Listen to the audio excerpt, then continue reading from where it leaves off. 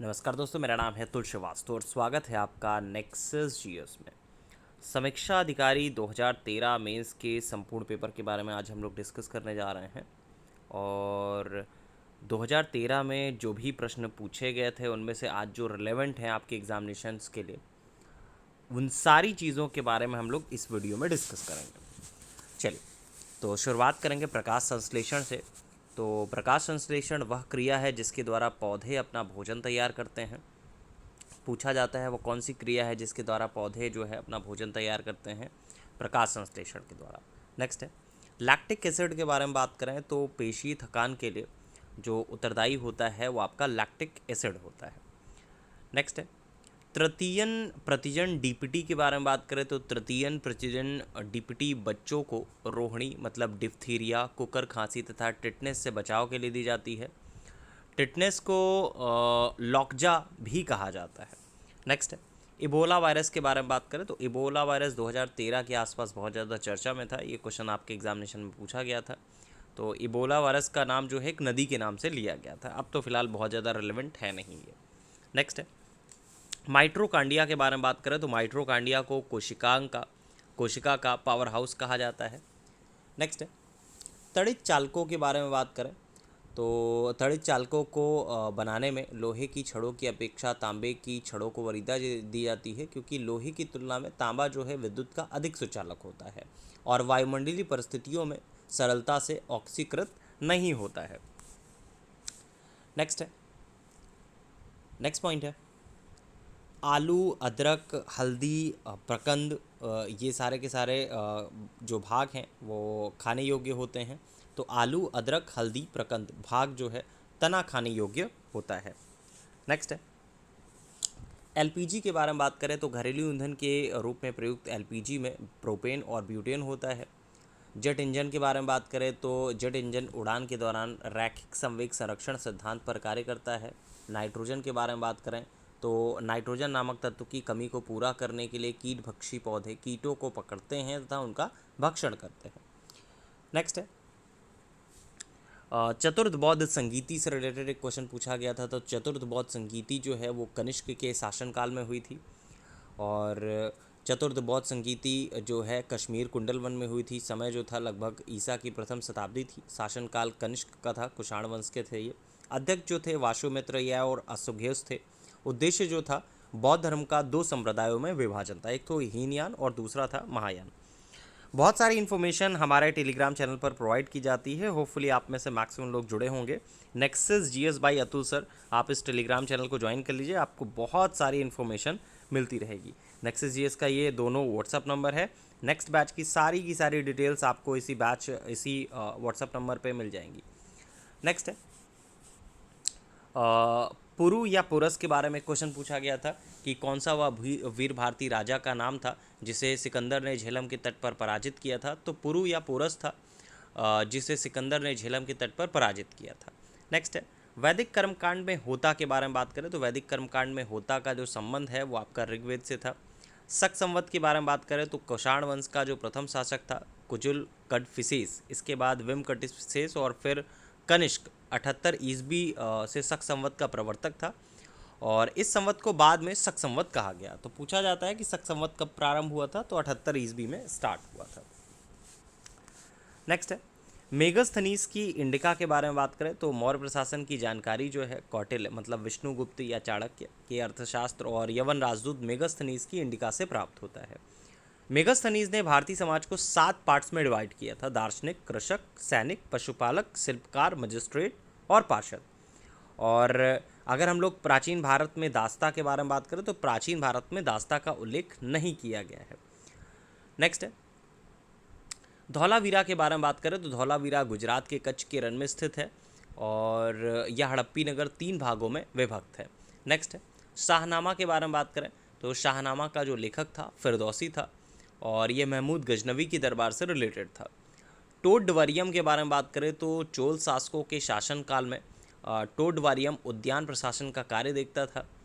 Next है महदहा के बारे में बात करें तो हड्डी से निर्मित आभूषण भारत में मध्यपाषाण काल के महदहा से प्राप्त हुए हैं।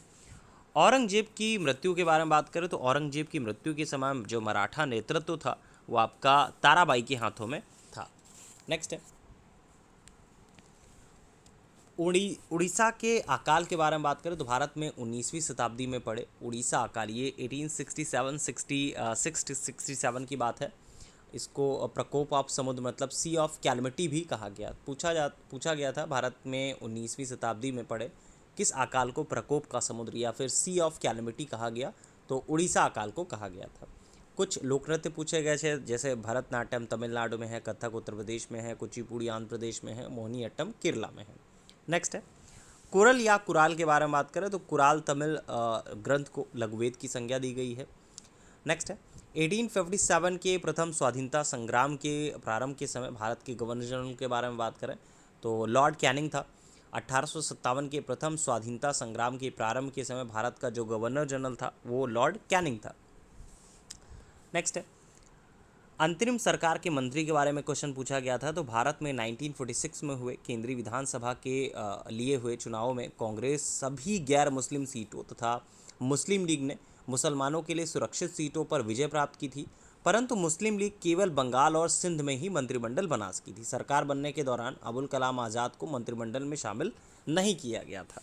पूछा जाता है इनके बारे में, स्पेशली पूछा जाता है। नेक्स्ट पॉइंट है, स्वराज के बारे में बात करें तो स्वराज शब्द का प्रयोग सबसे पहले बाल गंगाधर तिलक साहब ने किया था और उन्होंने कहा था कि स्वराज मेरा जन्मसिद्ध अधिकार है और मैं इसे लेकर रहूँगा।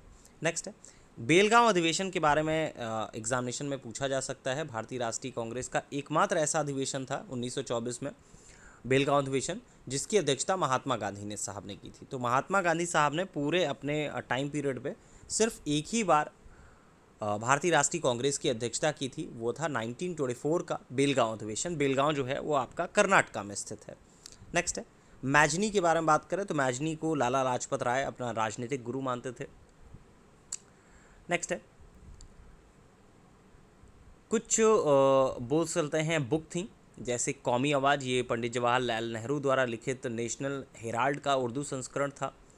नवजीवन जो है महात्मा गांधी का है, स्वराज टी प्रकाशम का है, प्रभात जो है NC केलकर साहब का है। कुछ बोल सकते हैं न्यूज़ थे, न्यूज़पेपर थे। भारत मित्र हिंदी में था, राष्ट्रमाता मराठी में, प्रजा मित्र गुजराती में छपता था, नायक जो है वो आपका बंगाली का था।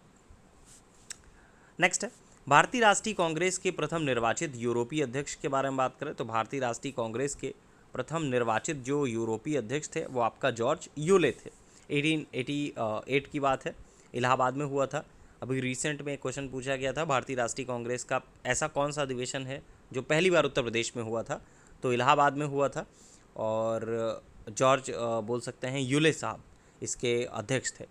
नेक्स्ट है, चंपारण के बारे में बात करें, लखनऊ अधिवेशन के बारे में एक क्वेश्चन पूछा गया था। कौन सा भारतीय राष्ट्रीय कांग्रेस के अधिवेशन में चंपारण के किसानों की समस्याओं से गांधी जी को अवगत कराया गया था, तो लखनऊ अधिवेशन था 1916 का, जब चंपारण के प्रॉब्लम के बारे में बताया गया था। तो इसके बारे में बैकग्राउंड पे अगर हम लोग बात करें, क्योंकि चंपारण बहुत इंपॉर्टेंट है, पूछा जाता है। भारतीय राष्ट्रीय कांग्रेस के लखनऊ अधिवेशन ये 1916 में हुआ था, अंबिकाचरण मजूमदार ने इसकी अध्यक्षता की थी। तो इसमें राजकुमार शुक्ल ने महात्मा गांधी को चंपारण में किसानों की समस्याओं से अवगत कराया था। गांधी जी के नेतृत्व में भारत में पहला सत्याग्रह जो है चंपारण बिहार में किसानों की दयनीय दशा के लिए प्रारंभ किया गया था। चंपारण में गांधी जी के सहयोगी में ब्रज किशोर, राजेंद्र प्रसाद, महादेव देसाई, नरहरि पारेख, JB कृपलानी, ये सारे के सारे लोग प्रमुख थे। गोरे 19वीं सदी की बात है, उसके आरंभ में गोरे बगान मालिक जिस व्यवस्था के अंतर्गत किसानों से नील की खेती कराते थे उसे तिनकठिया प्रणाली कहते थे। 3/20 भूभाग पर नील की खेती करना पूछा जाता है ये आपके एग्जामिनेशन में। नेक्स्ट है, लॉर्ड मेयो के बारे में बात करें, इनसे रिलेटेड भी काफ़ी क्वेश्चंस जो है आपके एग्जामिनेशन में पूछ लिए जाते हैं, वैसे 13 में पूछे गए थे। कौन सा ऐसा वाइसराय था जिसकी हत्या एक दंडित अपराधी द्वारा उस समय कर दी गई जब वह अंडमान निकोबार द्वीप समूह के भ्रमण पर था, तो लॉर्ड मेयो वह वाइसराय था और उसकी ही हत्या एक दंडित अपराधी द्वारा उस समय कर दी गई थी जब वह अंडमान निकोबार द्वीप समूह के भ्रमण पर था। नेक्स्ट है, 21 अक्टूबर 1943, ये डेट इंपॉर्टेंट थी। सुभाष चंद्र बोस साहब ने स्वतंत्र भारत की अंतरिम सरकार की स्थापना की घोषणा जो की थी वो आपका 21 अक्टूबर 1943 को ही की थी, डेट पूछी गई थी इसमें। शारदा अधिनियम के बारे में बात करें अगर हम लोग, तो शारदा अधिनियम में लड़कियों और लड़कियों के जो विवाह की न्यूनतम आयु थी वो 14 वर्ष और 18 वर्ष निर्धारित की गई थी। नेक्स्ट है, भारतीय राष्ट्रवाद के जनक के बारे में बात करें तो भारतीय राष्ट्रवाद का जनक बाल गंगाधर तिलक साहब को भारतीय राष्ट्रवाद का जो जनक माना जाता है वो राजा राम मोहन राय साहब को माना जाता है। नेक्स्ट है, संसद के दोनों सदनों की संयुक्त बैठक की अध्यक्षता के बारे में बात करें तो लोकसभा स्पीकर करते हैं, और बैठक को आहूत करने का अधिकार के बारे में बात करें तो आहूत करने का अधिकार जो होता है राष्ट्रपिता साहब का होता है। नेक्स्ट है, संवैधानिक निकाय नहीं है, क्वेश्चन पूछा गया था कौन सा संवैधानिक निकाय नहीं है, तो वित्त आयोग है ही, लोक सेवा आयोग है ही, चुनाव आयोग है ही, योजना आयोग मतलब अभी अगर पूछा जाएगा तो नीति आयोग के बारे में पूछा जाएगा कि इसमें से कौन सा संवैधानिक निकाय नहीं है, तो नीति आयोग ऑप्शन में होगा होपफुली। तो नीति आयोग जो है वो संवैधानिक निकाय नहीं है। नेक्स्ट है, भारतीय गणतंत्र के प्रमुख के बारे में बात करें तो भारतीय गणतंत्र का जो प्रमुख होता है वो राष्ट्रपति होता है। नेक्स्ट है,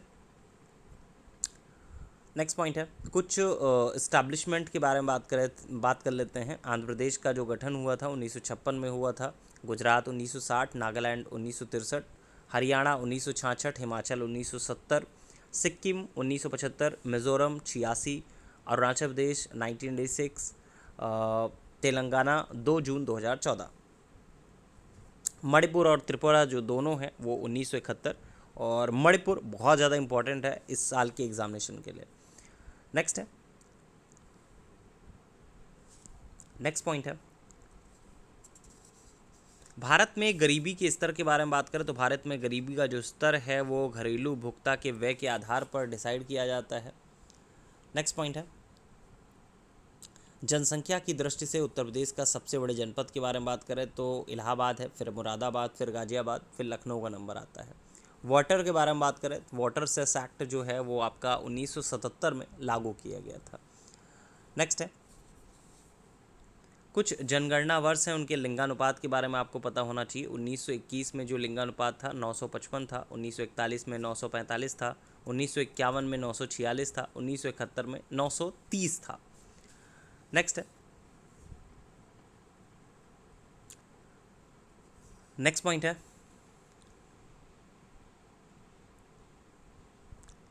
लोक नगरी सातत्य के विचार को उस आधार पर विकसित किया जो मैक्सिको में अध्ययन किए गए थे। तो पूछा गया था कि लोक नगरी सातत्य के विचार को उस आधार पर विकसित किया गया था जो कहाँ पे अध्ययन किए गए थे, तो मैक्सिको में अध्ययन किए गए थे। वालपराई के बारे में बात करें तो भारत का वालपराई वृक्षारोपण में विशिष्टता रखता है। महावेली गंगा के बारे में बात करें तो महावेली गंगा श्रीलंका की एक नदी है। जाम्बिया के बारे में बात करें तो जाम्बिया जो है अफ्रीका महाद्वीप का दक्षिणी स्थल आबद्ध देश है। इसके उत्तर में Democratic Republic of Congo Zaire, पश्चिम में मालावी तथा मोजाम्बिक, पूर्व में अंगोला तथा दक्षिण पश्चिम में नामीबिया स्थित है। एग्रो इकोलॉजिकल क्षेत्रों के बारे में बात करें तो देश में एग्रो इकोलॉजिकल क्षेत्रों की जो संख्या है 20 है। नेक्स्ट है, हाँ, इसमें जो आंसर्स आपको बताए जाएंगे वो वही आंसर्स बताए जाएंगे जो आज के एग्जामिनेशन के लिए मतलब 2023 में जो रेलेवेंट हैं, मतलब कि 2023 में अगर वो चीज़ें पूछी जा सकती हैं उन्हीं चीज़ों के बारे में इसमें फोकस किया जाएगा। नेक्स्ट है, कावेरी नदी के उद्गम स्रोत के बारे में बात करें तो कावेरी नदी पश्चिमी घाट के ब्रह्मगिरी पहाड़ियों से निकलकर कर्नाटका तथा तमिलनाडु में प्रवाहित होती हुई हिंद महासागर में गिरती है। नवग्राम तेल क्षेत्र के बारे में बात करें तो नवग्राम तेल क्षेत्र जो है वो आपका गुजरात राज्य में स्थित है। नेक्स्ट है, नेक्स्ट है, कुछ रीजनिंग के क्वेश्चंस भी आते हैं। यूपी स्पेशल होपफुली इस साल आपका इंक्रीज करेगा। नेक्स्ट पॉइंट है, क्षेत्रफल की दृष्टि से क्वेश्चन पूछा गया था तो उत्तर प्रदेश के नगरों का जो भौगोलिक क्षेत्रफल की दृष्टि से अवरोही क्रम था वो आपका उस टाइम पे वाराणसी, गौतम बुद्ध नगर, बागपत, संत रविदास नगर, ये आपको सुनने की ज़रूरत नहीं है क्योंकि वो आपका क्वेश्चन ही इस तरह से दिया गया था कि ये आपका नहीं बन सकता है अब। नेक्स्ट है, प्रथम दुग्ध सहकारी समिति के बारे में बात करें तो इलाहाबाद में स्थित है। नेक्स्ट पॉइंट है, कलिंजर के किला के बारे में बात करें तो कलिंजर का किला उत्तर प्रदेश के बांदा जनपद में स्थित है। चमड़ा उद्योग के बारे में बात करें तो आगरा और कानपुर बहुत ज़्यादा फेमस है। राज्य पर्यटन विकास निगम लिमिटेड के बारे में बात करें तो इसका स्थापना 1974 में हुआ था। गोरखपुर के बारे में बात करें तो गोरखपुर जो है राप्ती नदी के तट पर स्थित है। कुछ क्षेत्र हैं किस लिए फेमस हैं आपको पता होना चाहिए, जैसे कन्नौज इत्र और तेल के लिए, मिर्ज़ापुर कालीन के लिए, मुरादाबाद पीतल के बर्तन के लिए, आगरा पेठे के लिए, रामपुर चाकू के लिए, मेरठ कैंची के लिए, अलीगढ़ तालों के लिए, टेरीकोटा जो है वो आपका गोरखपुर में है। नेक्स्ट है गोविंद वल्लभ पंत सागर जलाशय के बारे में बात करें तो उत्तर प्रदेश में स्थित है। गेहूं के उत्पादन में सबसे ज़्यादा उत्पादन करने वाले राज्य के बारे में बात करें तो इसमें भी आपका उत्तर प्रदेश नंबर 1 पे आता है। नेक्स्ट है केंद्रीय शुष्क कृषि अनुसंधान संस्थान के बारे में बात करें तो केंद्रीय शुष्क भूमि अनुसंधान संस्थान ये हैदराबाद में स्थित है। भारतवर्ष में कृषि विश्वविद्यालय के बारे में बात करें तो भारतवर्ष में प्रथम कृषि विश्वविद्यालय गोविंद वल्लभ पंत कृषि विश्वविद्यालय अल्मोड़ा पंतनगर 1960 में किया गया था। मसालों के बागान के बारे में बात करें तो केरल को मसालों का बागान कहा जाता है। तो ये रहा मेंस 2013 का जो प्रश्न पत्र था जो आपके एग्जामिनेशन में पूछा जा सकता है आज की डेट में भी। ऑलमोस्ट 15 to 16 मिनट में हम लोगों ने इस पेपर को पूरा सॉल्व कर लिया है। और आप हमारे टेलीग्राम चैनल से जुड़ सकते हैं जिसका लिंक ये लगातार आपको आपकी स्क्रीन पर दिखाया जा रहा है, nexus GS bye Atul sir. आप इसको ज्वाइन कर सकते हैं। बहुत सारा डाटा, बहुत सारा अपडेशन आपको इस चैनल से मिलता रहेगा। चलिए फिलहाल के लिए इतना ही। Thank you so much.